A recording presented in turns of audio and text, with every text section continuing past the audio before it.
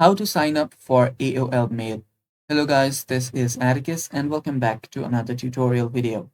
In today's video, I'll teach you guys how you can sign up for AOL Mail.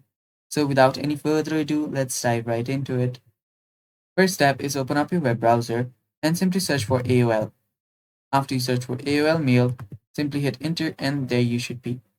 So you can directly head over to its website. It's mail.aol.com and it can take some time to load, so just wait for it.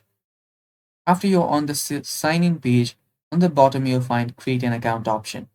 Tap on it and it will take you to this page right here. After that, all you have to do is start filling up this form where you can, enter your name, your new email. I'll just type this here and then a password for this. So make sure that the password you choose is a really strong one and not very guessable. So yeah, do that and then select your birthday. After you do that, you can then tap on next, and after that, you'll have to type in your mobile number and tap on send code. What this will do is this will send a code on your mobile device, which you will need to enter here. And after you've entered the code, you'll have your AOL account. And it's that simple, guys. And that is all for today's video.